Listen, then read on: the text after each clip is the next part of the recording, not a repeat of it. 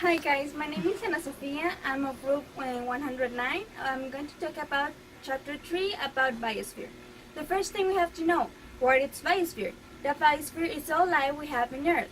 It includes the land, the water, and the atmosphere. The next thing we have to know is what's ecology. Ecology is all the interaction that have the things in our planet.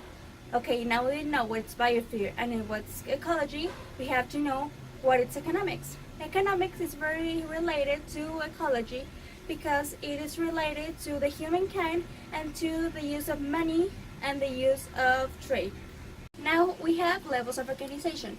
There are different levels of organization in all the living things in our planet. The first one is the species. The species is a group of similar organisms that can produce fertile offsprings. The next one we have is the population. Population is a group of individuals that live in the same area. And then we have community. Community is a group of different populations that live in the same area. Now we have ecosystems. Ecosystems is all the group of animals or organisms that live in the same place with their physical environment. Now we have the biome. The biome is a group of ecosystems that have different types of climates. And at the end we have what is the biosphere. And the biosphere is all the earth. Now we have biotic and abiotic factors. The biotic factors are all the living things that we have in our environment, that we can say that are plants, animals, us human beings, etc.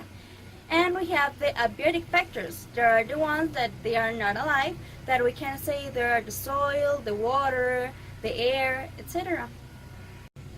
Now we have the different ecological methods. The first ecological method is observation. Observation is the first things we use in a scientific method in observing all the things we have in our surroundings. The next thing we have is experimentation. In here we make experiments and we have our hypothesis. The last one that we have is the modeling. The modeling is used when we want to expose a very difficult experiment that is not possible to make.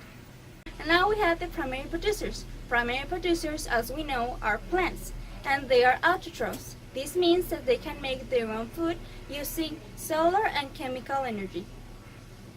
Okay, now that we know that plants are autotrophs, we need to know the different kinds of solar or chemical energy they use. The first one that is the most common is the photosynthesis. The photosynthesis is the one that the plants use and take their energy from the sunlight. And the second one, that is the chemosynthesis, is the one that is used with the chemical substances and mostly are the ones that are underwater. Now that we have seen the primary producers, we're going to talk about the consumers. The consumers, first of all, they are heterotrophs. This means that they get their energy from other organisms. The first ones are the herbivores. The herbivores are the ones that eat plants, roots, fruits, etc. Now we have the carnivores. The carnivores are the ones that kill other animals to get their energy. Then we have the omnivores. Omnivores are the ones that have a diverse diet because they eat plants and they can eat also animals. Now we have the scavengers. The scavengers, as we know, are the ones that eat the rest of killed animals. Then we have the decomposers. The decomposers are the ones that feed on delaying the organic matter. Then at the end we have the detritivores. The detritivores are the ones that eat the detritivore particles and convert them into smaller pieces. Now we have the food chain. The food chain is the one that an animal is eaten or eats another animal by the series of steps it has to follow. Now we have the food web.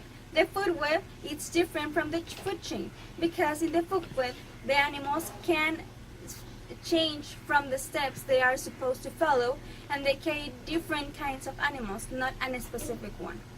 Now that we have seen the food chain, the food web, the primary producers and the consumers, we have to see the trophic levels and the ecological pyramid. Okay, we have the trophic level. The trophic level is a different type of steps we have in a food chain or in the food web.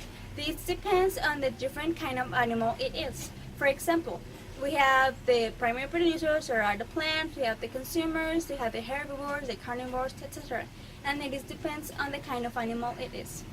Now we have the ecological pyramids. The ecological pyramids, it's all the energy that is stored in each trophic level, and we have three different kind of pyramids. The first one is a pyramid of energy, that is the ones that show the energy, the amount of energy in each trophic level. The next one we have is a pyramid of biomass, that this shows the total amount of living things in each trophic level. At the end we have the pyramid of numbers, that show a specific amount of number of living things in each trophic level. Well, now we have finished with all of this.